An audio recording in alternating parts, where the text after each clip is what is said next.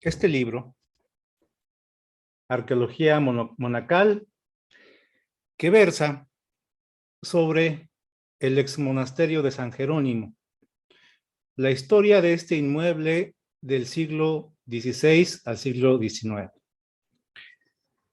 La obra, escrita por Guillermo Pérez Castro Lira, forma parte de un trabajo que él, siendo arqueólogo, comenzó a realizar desde como tesis de licenciatura y posteriormente continuó trabajando.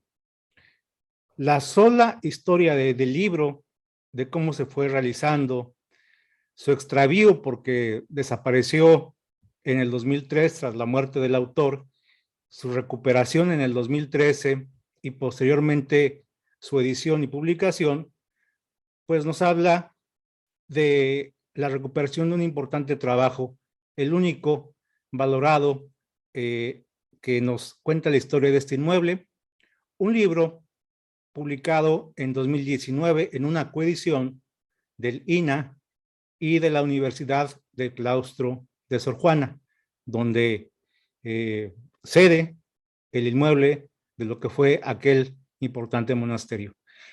Para la presentación, el conversatorio que vamos a tener de este libro, porque el propósito es llevar una plática en torno a este tema, en torno al libro, hemos invitado a dos compañeros de quienes me permito leer parte de su biografía.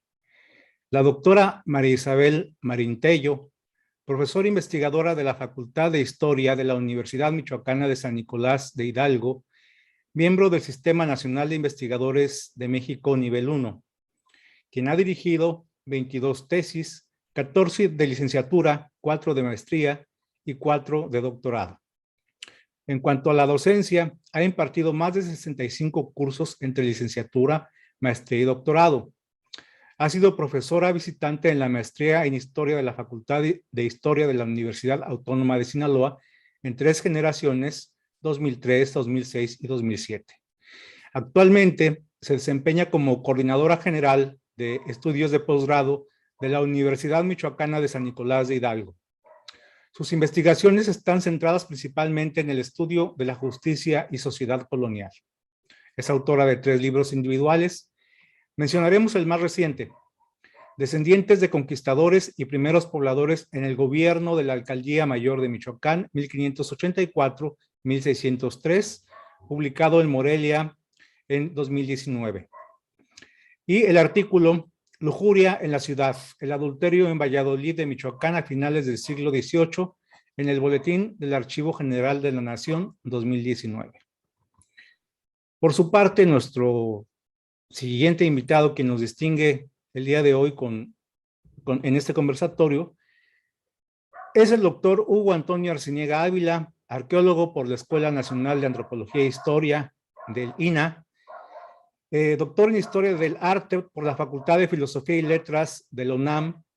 Los temas en torno a los cuales ha desarrollado investigaciones son el avance de la Orden de San Agustín en la Tierra Caliente del Sur, siglo XVI, la traza del puerto de San Blas, Nayarit, siglos XVIII a XX, los proyectos arquitectónicos para el Palacio Legislativo Federal de México, siglos XIX y XX, y actualmente sobre la arquitectura y el urbanismo en México durante el siglo XIX, específicamente sobre la vida y la obra del arquitecto Ramón Rodríguez Arangoiti.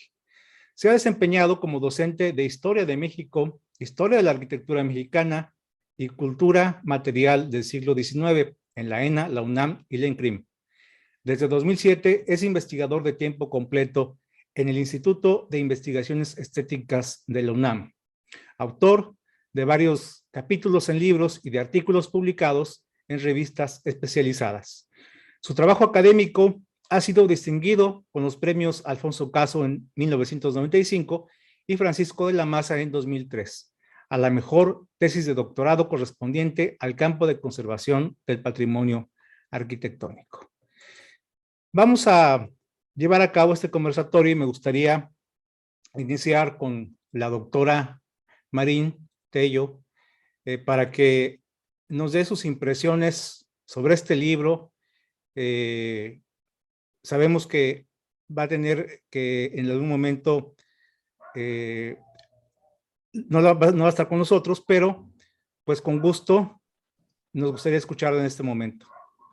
Isabel. Muchas gracias. Estoy, ya saludé en un lado y ya vine otra vez para acá y les pido un Excelente. poquito de paciencia. Buenas tardes, me da mucho gusto participar en el coloquio conmemorativo sobre la conquista y la independencia de México que organizan los colegas y amigos del INA Sinaloa. No es la primera vez que participo con ustedes y me da mucho gusto que me hayan incluido. Les agradezco a Gilberto y a Joel la confianza que depositaron en mí para leer esta obra y hacer los comentarios. El libro, como bien lo ha mencionado ya Joel, se llama Arqueología Monacal, el Monasterio Femenino de San Jerónimo, Ciudad de México, siglos XVI al XIX. Una publicación, una coedición de la Secretaría de Cultura, el INA en su 80 aniversario y el claustro de Sor Juana. Aunque el autor es Guillermo Pérez Castro Lira, me parece importante señalar que el editor es Joel, Víctor Joel Ramos Ramírez, y lo mencionaremos aquí a lo largo de este conversatorio, porque el trabajo de edición que se hizo fue realmente fabuloso. Así es que de entrada te felicito, Joel, por haber rescatado este material y por haber trabajado tanto para que se llevara a la publicación. Cuando recibí el libro, cuando me invitaron, me dijeron a presentar un libro, yo, sí, mándenmelo, así como si no tuviera nada que hacer en la vida, muy puesta para la presentación del libro, lo que sea, yo muy puesta. Recibí el libro y el título inevitablemente me llevó de inmediato a Sor Juana Inés de la Cruz. Y a los recuerdos, hace muchísimos años, por allá en la década de los 80s, leí un libro sobre Sor Juana, un libro de esos monumentales que luego salen, escrito por Margarita López Portillo. Y desde entonces siempre para mí San Jerónimo, el monasterio de San Jerónimo, estuvo ligado a la figura de Sor Juana. Entonces, eso fue así como un recuerdo agradable de mis años de juventud, esa lectura que conecté con con el libro que me llegaba. Y al empezar a hojear el trabajo, fueron otras las conexiones que hice. Por ejemplo, recordé otras experiencias de arqueología histórica que se han llevado a cabo también en la Ciudad de México. Por ejemplo, la más reciente de la que yo tengo noticia es la Casa Rivas Mercado, que también recién están publicando o acaban de publicar un libro sobre cómo fue la reconstrucción de la casa del arquitecto Rivas Mercado. Pero también para mí inmediatamente me conectó con otra casona de la Ciudad de México, el Conde de Valle de Orizaba, esa maravillosa construcción que conocemos como la Casa de los Azulejos. Y bueno, también son procesos documentados sobre cómo cómo se ha hecho la reconstrucción de estas obras. Seguramente cada una de estas casonas tiene su propia historia. Cada una, las dos que pongo como ejemplos, sí conozco los materiales, sí conozco cómo ha sido el proceso. Y bueno, para mí recibir el libro y empezar a leerlo, pues fue sencillamente fabuloso. Y voy a ir diciéndoles por qué. Y si me quieren interrumpir, sin problema. Pueden interrumpirme y después retomamos el hilo. El libro, como bien nos lo enseñó ya Joel, es una obra de gran formato compuesta por los prolegómenos que nos hablan del proceso de la edición y de la importancia de publicar esta obra que ahora nos reúne. Esa es la primera parte que llama la atención y que me parece una de las riquezas del libro. Es muy viva, es muy intensa y espero que podamos retomarlo un poquito más adelante. Y la obra de Guillermo Pérez Castro Lira, como bien lo menciona desde el estudio introductorio Joel, pues era fundamentalmente una tesis de licenciatura, pero una tesis muy, muy rica. Una tesis muy rica que parecía que siempre estaba en construcción, siempre estaba en construcción. Esta obra está dividida en dos grandes partes. La primera, dedicada al monacato en la antigüedad, está constituida por 3 capítulos, es más o menos un tercio de la obra. La segunda parte, que es la que a mí me pareció mucho más rica, la que me pareció más interesante, sin duda, es la que se llama El Monasterio de San Jerónimo. Esta segunda parte está organizada en 6 capítulos. Cuenta además con 16 planos que dan cuenta de la construcción y las reconstrucciones del monasterio, y además va acompañada de 140 figuras que van a lo largo del texto, se van entretejiendo con la narración, lo que hace muy disfrutable la lectura. Para mí fue maravilloso poder estar moviéndome. No es práctico en términos de lectura y de tiempo, pero es muy disfrutable como lectora no especializada en ninguno de los temas que trata el libro, pero fue muy disfrutable poder ir de las figuras, la narración y contrastar con los mapas. Muy, muy rica la lectura de los mapas, que son, además nos dan cuenta puntual de esa transformación que sufrió San Jerónimo a lo largo de los años. Creo que ahí en los mapas se resume la historia, pero hay que leer el libro. El libro es muy, muy bonito, pero solamente con leer los mapas ya tiene uno una idea bastante clara de qué ocurrió con esa cuadra que está en la Ciudad de México y que tiene tanta historia hacia adentro. Si nos centramos en el monasterio de San Jerónimo, la obra se vuelve muy disfrutable, pues el autor documenta el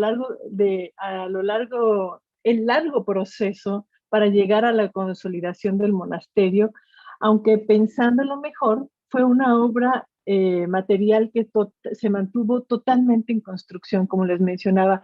Si vemos los mapas, nos damos cuenta de que nunca paró.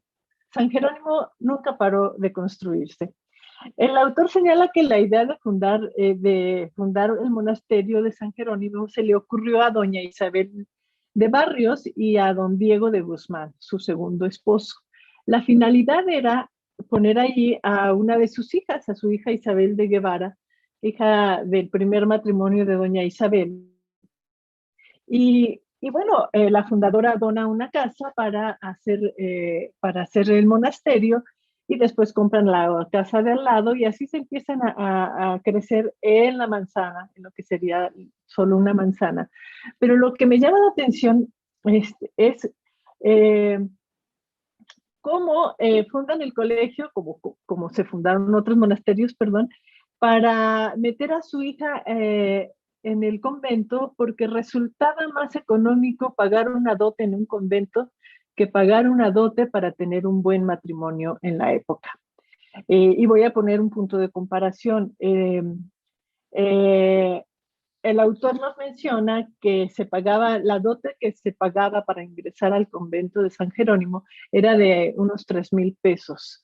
En cambio, para tener un buen matrimonio, había que dar dotes de aproximadamente 25,000 pesos en la misma época. Estoy haciendo la comparación entre la dote que pagó Isabel de Guevara para entrar a San Jerónimo, y la dote que dio Leonor de Ircio en su matrimonio con Rodrigo de Vivero, que sería más tarde el primer conde del Valle de Orizaba. Esta señora, Leonor de Ircio, le dieron una dote de 25,000 pesos. Entonces la diferencia, las dotes en el siglo XVI eran muy, muy altas.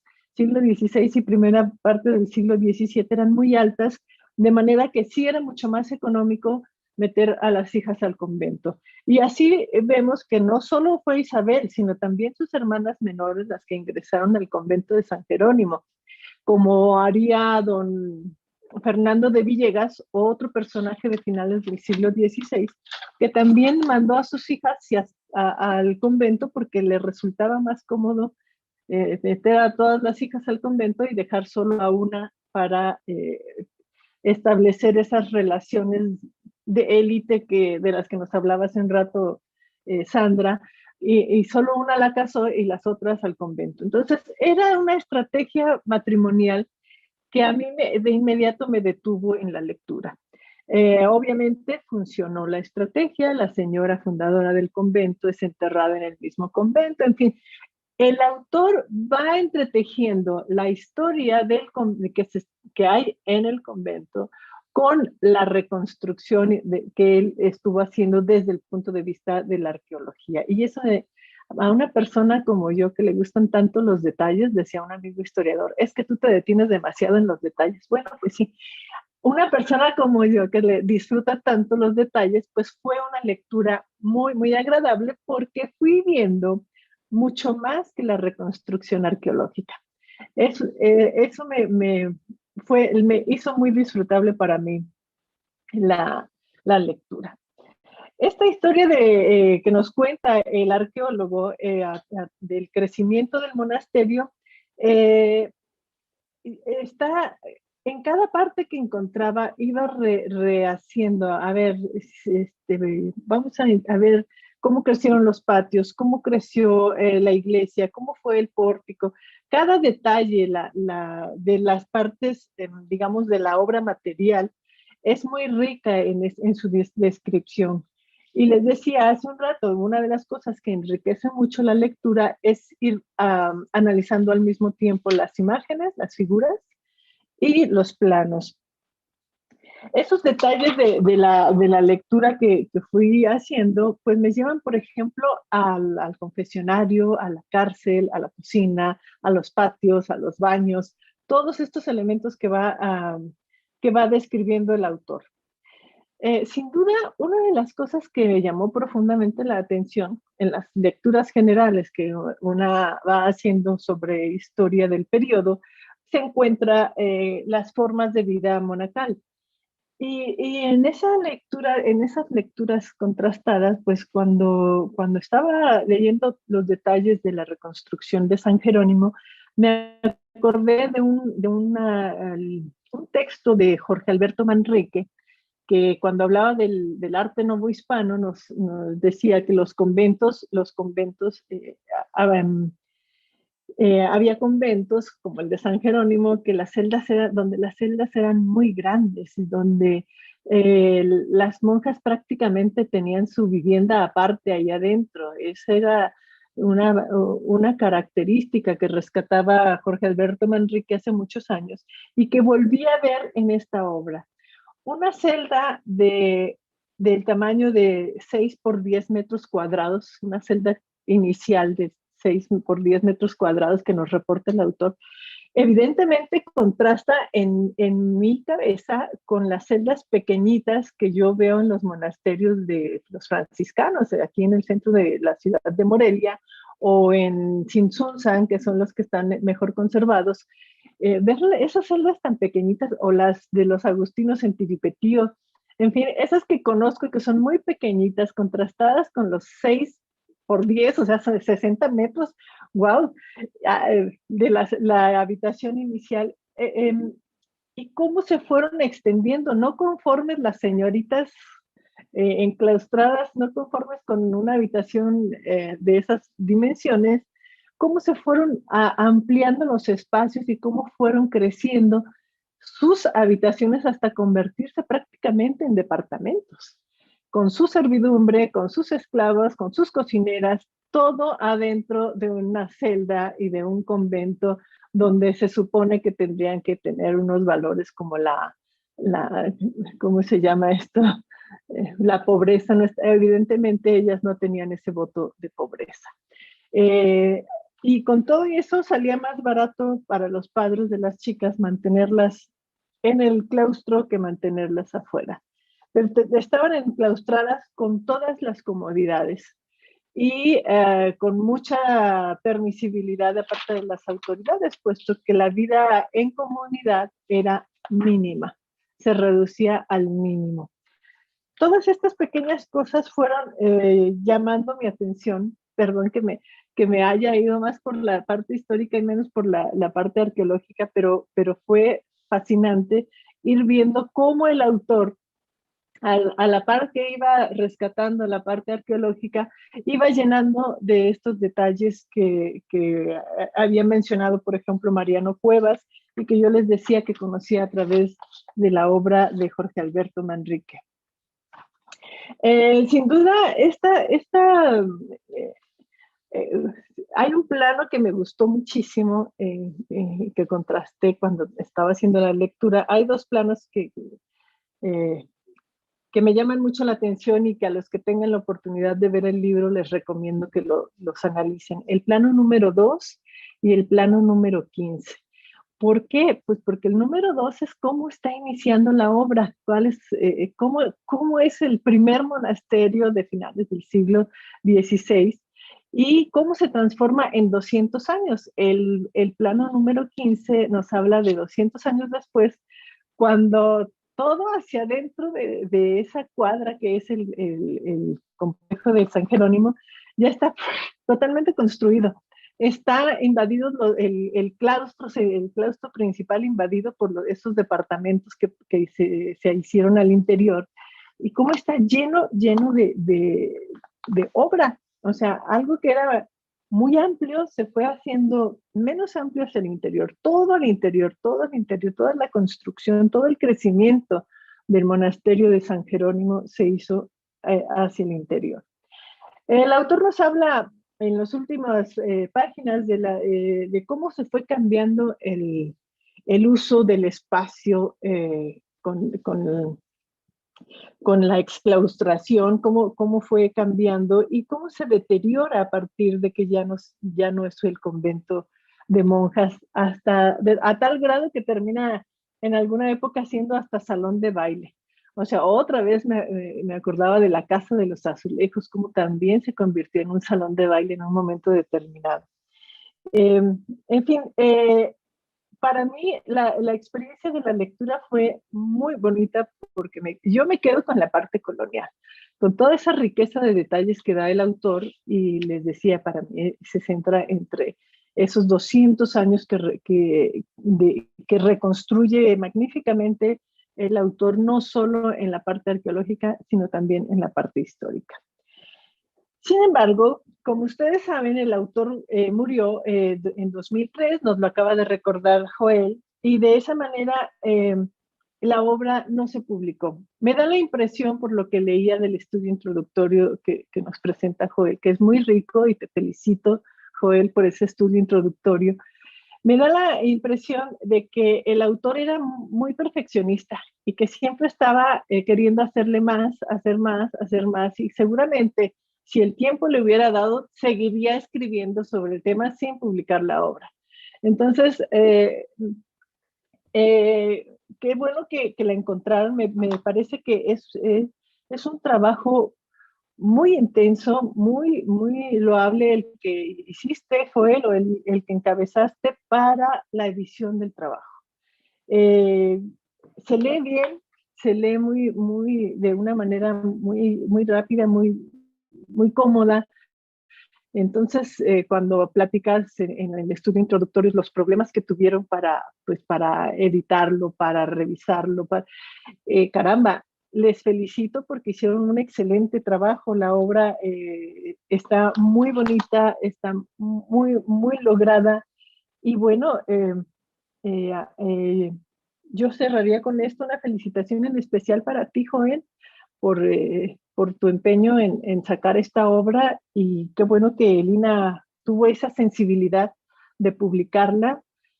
También felicito a las autoridades por haber publicado esta obra, porque no es una obra solo para especialistas, es una obra para cualquier persona que quiera documentarse sobre el tema de las construcciones de los conventos y la reconstrucción. Es fabuloso el trabajo que hicieron. Y bueno, no me queda más que felicitarlos, felicitar a Lina y felicitar a Joel por impulsar la publicación de esta obra, que podría yo seguir hablando y hablando, pero no quiero abusar del tiempo. Quiero escuchar los quiero escuchar también a ustedes para ver cuáles son sus impresiones. Muchas gracias. Ahorita regresamos contigo. La idea es mantener De una acuerdo, conversación. de acuerdo. Es lo que va a enriquecer bonita idea de platicar sobre este libro. Y precisamente recordábamos, Hugo y yo, que esta obra, junto con el autor, lo conocimos hace más de 30 años. Y pues no sé, Hugo, ¿qué nos puedes decir a propósito? Pues muy buenas tardes a todos. Muy buenas tardes, doctora Marín. Muy buenas tardes, Joel. Y muy buenas tardes a los colegas de las instituciones del Noroeste. Estoy muy contento de hablar de arqueología monacal. Yo creo que la doctora Marín lo observa muy bien al autor. Y hay que posicionar el libro. ¿Quién era Guillermo Pérez Castro y quién fue para la arqueología mexicana? Creo que ese es un punto muy importante. Y esta idea me sirve para vincularme con todo lo que hemos estado discutiendo en estos 3 días tan intensos y tan fructíferos. Las herencias de la conquista. ¿Esto qué implica? Que la arqueología básicamente se hace para las naciones indígenas, prehispánicas, y la historia queda para aquellas sociedades que cuentan con documentos escritos bajo la lógica occidental. Y entonces Guillermo irrumpe en los años 70 en una institución que veía la arqueología para ese periodo histórico. No estoy diciendo que fue el pionero de los estudios novohispanos desde la arqueología, pero sí es muy importante destacar su contribución. Irrumpe en un proyecto de una enorme trascendencia para la disciplina, y no solo irrumpe ahí, sino que de esa experiencia genera una institución perdida, la Oficina de Arqueología Histórica de la Dirección de Salvamento Arqueológico. Su finalidad era, desde luego, hacer crecer esa especialidad de la arqueología. Creo que ahí es donde el libro también adquiere una trascendencia disciplinar. Una oficina que bajo ese prurito de arqueología, de nacionalismo, desaparece pronto. Tú y yo fuimos oyentes de su tristeza de ver que ese proyecto no pudo fructificar, entre otros. Hace un momento tú hablabas de el gran trabajo que significa esta tesis. Bueno, yo que veo la historia muy paralelamente a como tú la viviste, Guillermo Pérez Castro siempre tuvo una vocación de formación. Y ahí nos recibía a los entonces jóvenes pasantes de la Escuela Nacional de Antropología. A mí me tocó en la casa de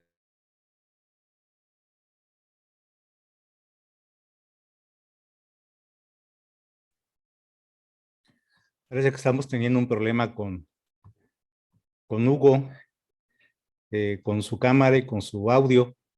Esperemos que se reconecte en unos momentos, pero sí, en efecto, lo que está diciendo Hugo es, estamos hablando de finales de los 80, cuando tuvimos esa oportunidad de conocer a Guillermo como estudiantes, y él nos hizo partícipe de su libro. Conocimos su trabajo y la arquitectura. ya, Hugo, estuviste unos segundos fuera del aire, más o menos medio minuto, si puedes, si es posible, hacer un resumen o recapitular. No, pues Lo que quería decir es que es interesante cómo esta historia, la historia de la edición a la que se refería la doctora Marín, me parece muy interesante porque tiene que ver mucho contigo, con la figura de Guillermo como docente, docente no en aula, docente en excavación, docente en edificio. Y de la suerte que tuvimos tú y yo, tú más tiempo, como se ve en el texto y en tu estudio introductorio, tú llegaste a esa comunicación con él y a tus nuevos colegas les diría que mucho de la arqueología que has hecho en el mundo jesuítico está afincado en las enseñanzas de Guillermo sobre la arquitectura. Y para poder dar cauce al conversatorio, solo me quedo con una idea que me parece muy interesante de la doctora Marín, su referencia a Sor Juana. Y creo que es interesante pensar cómo estos grandes proyectos de arqueología estaban pensados desde personajes. La búsqueda de Sor Juana, que sería todo un tema, que no voy a exponer aquí, tranquilos, pero la búsqueda de Sor Juana y cómo Guillermo aprovecha esa coyuntura política para abrir no solo la excavación, sino la visión a una comunidad religiosa en una visión diacrónica. Te doy la voz. Isabel. Pues sí, así es. Yo creo que, si bien les decía que lo primero que llegó a mi mente fue Sor Juana, a lo largo de la obra, pues lo que menos está es Sor Juana. O sea, no es el objetivo, pero sí coincido con usted de que el pretexto de Sor Juana fue lo que ayudó, y la coyuntura política fue lo que ayudó a que se rescatara este inmueble. O sea, qué maravilla, que podremos, no estar de acuerdo con la forma en que se administró, se administra, etcétera, pero fue, realmente una oportunidad, una coyuntura política muy importante para rescatar un lugar como el monasterio de San Jerónimo, que para mí, después de esta lectura, ya no es solo el referente de que allí estuvo, un personaje para nosotras tan importante como Sor Juana Inés de la Cruz, sino lo que representa en términos de el espacio para las mujeres adineradas de aquella época, como yo refería hace un rato. ¿Por qué la misma fundadora del monasterio hace esa inversión? Porque finalmente eso pareciera, pues porque tenía un montón de hijos y tenía que cuidar, las alianzas estratégicas, económicas, políticas de la época. Entonces, el panorama va mucho más allá de un personaje como Sor Juana. Ella fue una más de las múltiples mujeres que estuvieron en ese convento. Nada más. Pero si nos pusiéramos a ver cada una de las historias, encontraríamos cosas fascinantes, así como las fue documentando el autor de esta obra.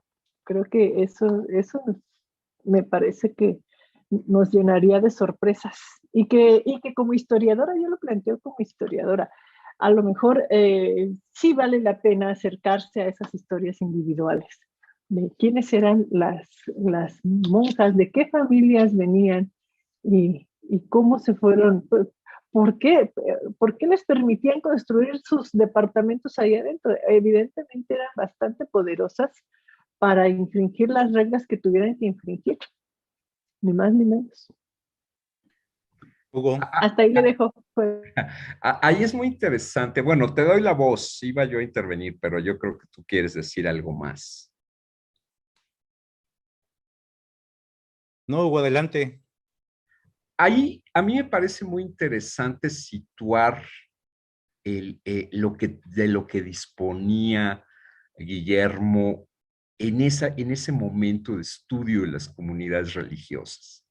O sea, a mí lo que me parece también muy interesante es que estamos rescatando un estudio fundamental en la historia de la arqueología. Y ahora que habla la doctora Marín de esto, yo quisiera preguntar y quisiera reflexionar en qué disponía.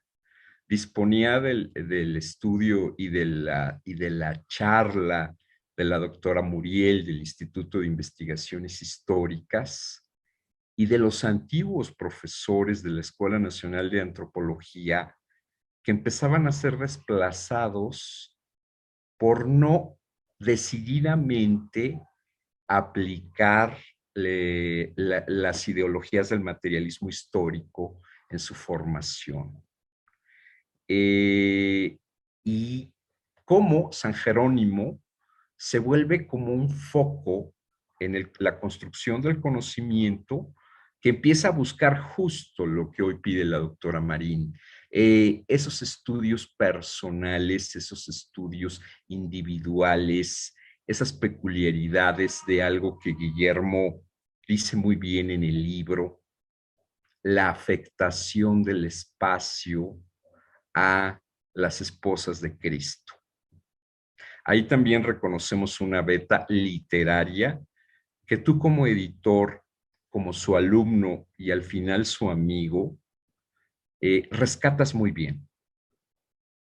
O sea, ahora que pide la doctora Marín esta reflexión sobre lo individual en estas comunidades religiosas, me quedo pensando en la imagen, en la de Guillermo y en la que tú ayudas a ver, que el lector vea, la del torno, la de la cárcel, la de los claustros procesionales.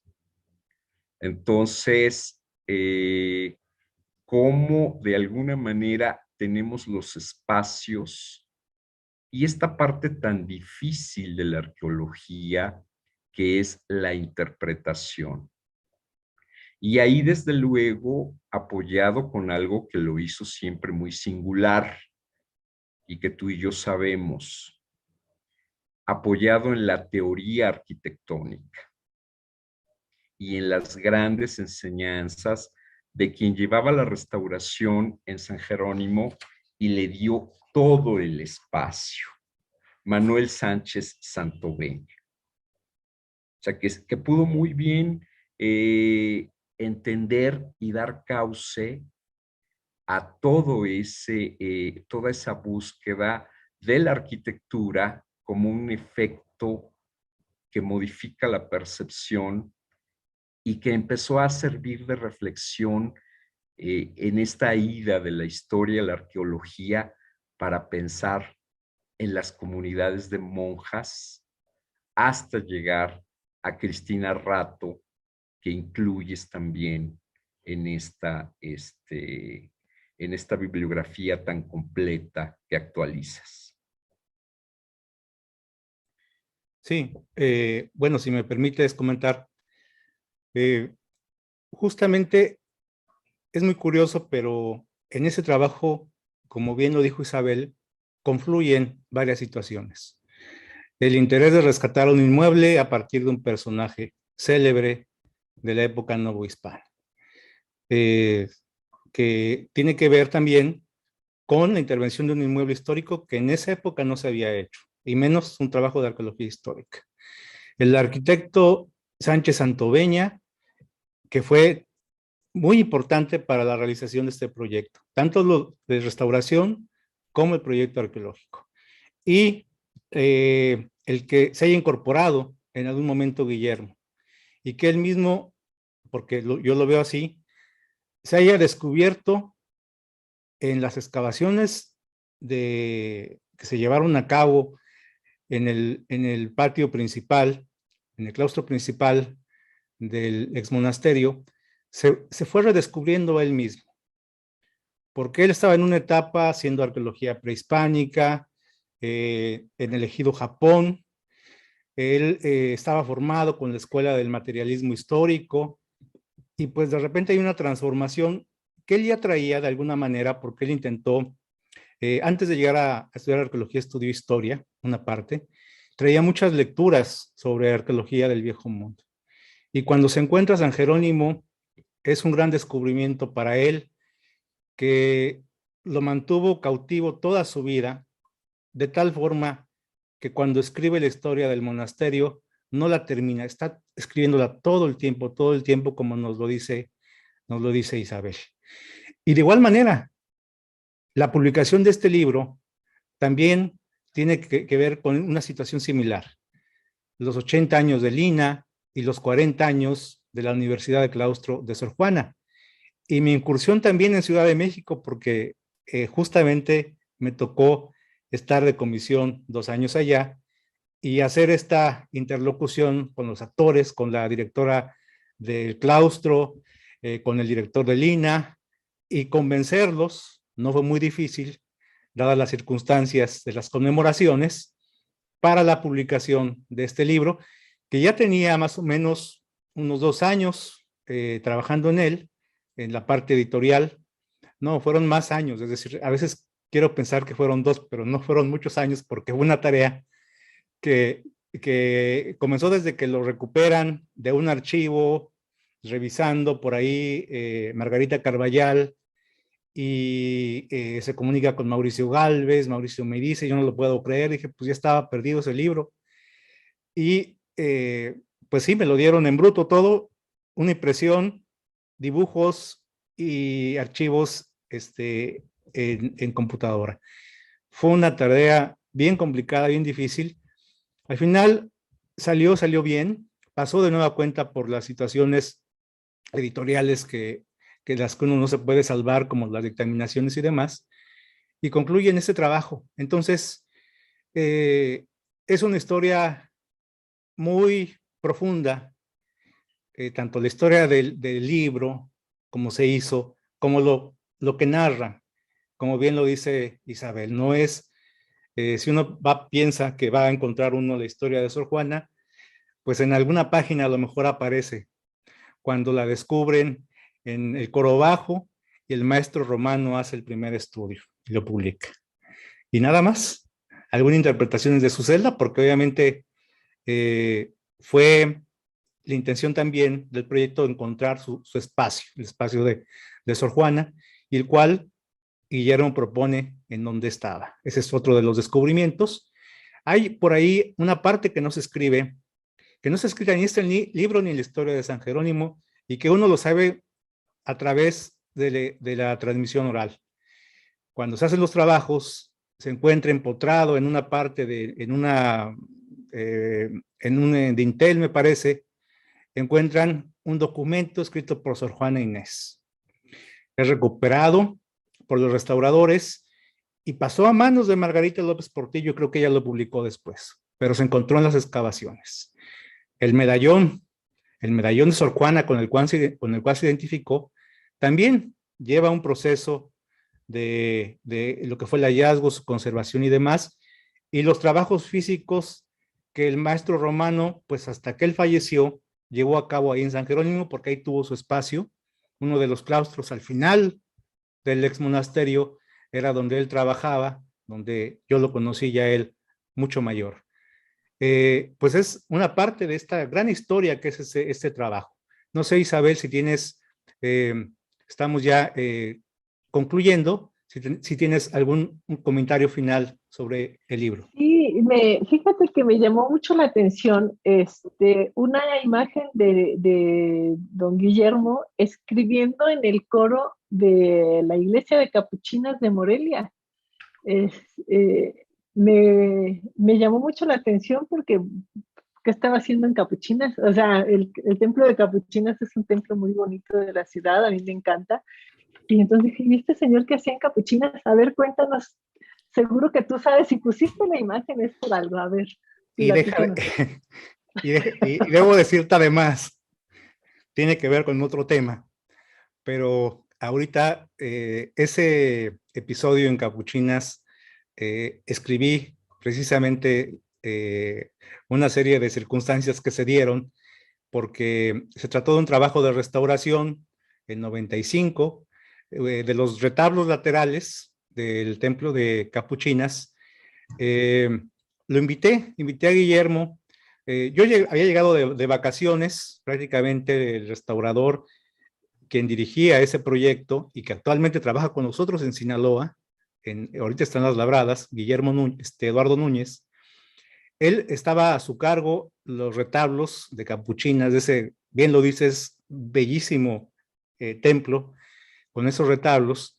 Mi encomienda, bueno, yo iba de visita, porque siempre me invitaban a sitios novohispanos, trabajos de restauración me fascinaba. Yo no decía que no, porque me encantaba y me sigue gustando, ¿no? Llegué ahí y me pusieron a trabajar, ni siquiera me dejaron vacacionar. Me pusieron a dibujar uno de los retablos, que fue para mí un enorme reto, pero que logré.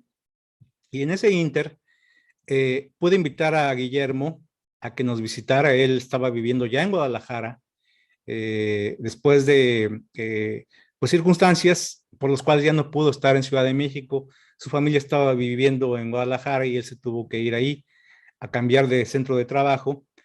Y lo quería ver, queríamos platicar, sobre todo porque era mi director de tesis.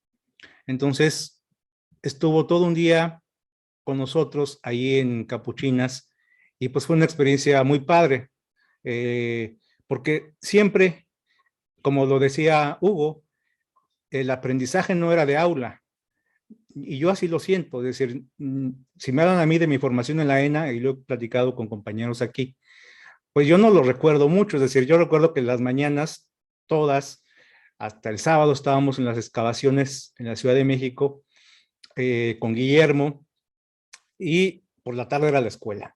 Es decir, los espacios donde nosotros platicábamos de arqueología y aprendimos fue en los espacios históricos de la Casa de la Primera Imprenta, de la Alhóndiga de la Ciudad de México, del ex colegio de niñas, del ex convento de Santo Domingo y San Jerónimo.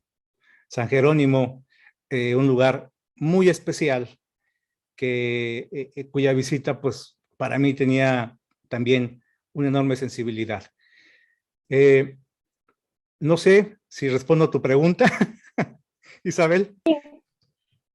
Sí, sí, claro. Y ahora que lo mencionas de que ya se había cambiado a Guadalajara, me acuerdo de un pasaje que cuentas cómo había perdido prácticamente la visión y cómo dependía de que le leyeran para seguir trabajando. Y eso me impactó muchísimo porque justamente he tenido problemas de la vista y con todos los problemas que traigo ahora mismo, pues fue el reto de leer el libro, aunque fuera por ratitos, en lo que me permitía la visión. Y decía, ay, no puede ser. Lo más preciado para nosotros es la vista y perderla no debe ser nada agradable cuando se tiene esta vocación y esta fascinación por la lectura. Entonces, pues, es un libro muy humano. A mí yo me quedo muy contenta de que me hayan elegido para presentarlo. Les vuelvo a reiterar mi gratitud a ti, Joel, a Gilberto. Lo disfruté muchísimo, aprendí muchísimo y pues nada, quiero cerrar con mi agradecimiento a ustedes por permitirme leer este libro tan bonito. Muchas gracias a ti. Hugo, un comentario final. Yo quiero regresar a la idea, ya el auditorio va a conocer al Guillermo estudioso de la arquitectura novohispana. A mí, si me permites, me gustaría, como último comentario, leer una de sus notas del Guillermo formador. Cito: se debe señalar que la arqueología histórica no solo se dedica a investigaciones de carácter urbano, sino también a sitios rurales, utilizando técnicas como reconocimiento de superficie para el análisis de multitud de aspectos, como el de sistemas hacendarios, hidráulicos, mineros, caminos reales, traslados de asentamientos urbanos, entre otros. siendo muy grande la potencialidad de esta especialidad hacia el futuro. Y del libro, una frase que escuché en la casa de, la primera imprenta y que apareció en el libro es la esencia de la búsqueda de Guillermo. Y cito: es una de las máximas creaciones del hombre, la arquitectura. Muchas gracias por permitirme compartir con ustedes estas impresiones. Muchas gracias, Hugo. Muchas gracias, Isabel, por estas palabras y por haber estado con nosotros en el colegio, en este coloquio, en este conversatorio acerca de este libro reciente, que lamentablemente no hemos podido presentar de manera presencial. Ya habrá esa oportunidad. Y solamente para concluir, pues decirles que el libro se puede conseguir en publicaciones de Lina, las librerías de Lina que tenemos, las de Ducal. También se puede pedir por internet a través de publicaciones de Lina y otras también formas publicitadas que hay en internet.